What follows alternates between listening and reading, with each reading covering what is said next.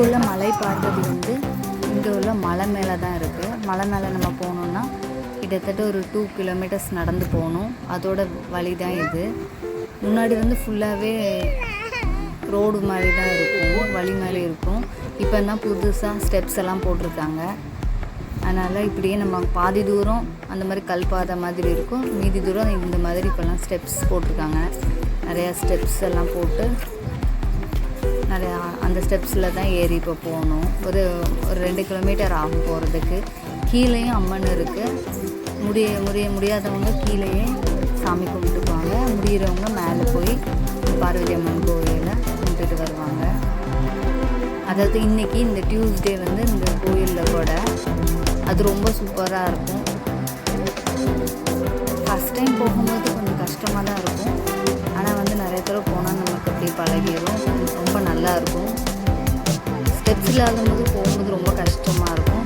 ஒன்றும் பிரச்சனை இல்லை. இந்த ஸ்டெப்ஸ் எல்லாமே ரொம்ப நல்ல ப்ராடாக நீளமாக போட்டிருக்காங்க. அதனால் சின்ன பிள்ளைங்க முதற்கொண்டு இப்போ நடந்து வந்துடுறாங்க. இது எல்லாமே அது போகிற வழி. பாதி தூரம் நம்ம அந்த பாதை வழி வந்துட்டு மிச்ச தூரம் இப்படி இந்த மாதிரி ஸ்டெப்ஸில் ஏறி போயிடலாம். அந்த தெரியுறது தான் அந்த கோயில், பார்வதி அம்மன் கோயில். மற்ற டேஸ்லலாம் ரொம்ப க்ரௌடே இருக்காது, நீங்கள் போகலாம். ஆனால் கூட அன்றைக்கி ரொம்ப கூட்டமாக இருக்கும். இதுதான் கோயில்.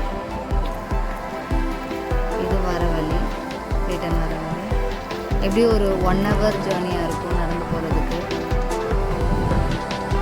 ரொம்ப நல்லாயிருக்கும்.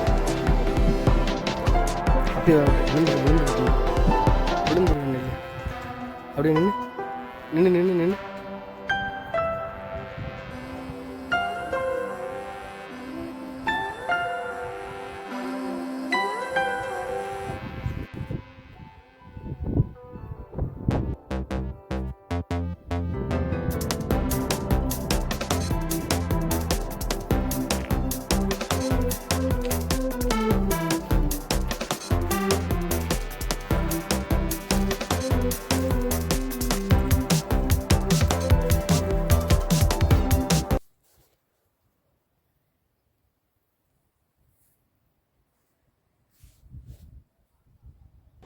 இன்றைக்கி டியூஸ்டே எடுத்த வீடியோ இது.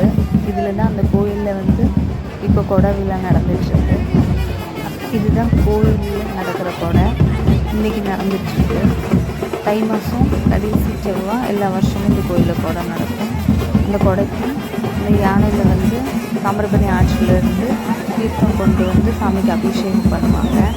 ஆயிரக்கணக்கான ஆள்கள் வந்து அந்த சாமி தரிசனம் பண்ணுவாங்க. ரொம்ப சூப்பராக இருக்கும்.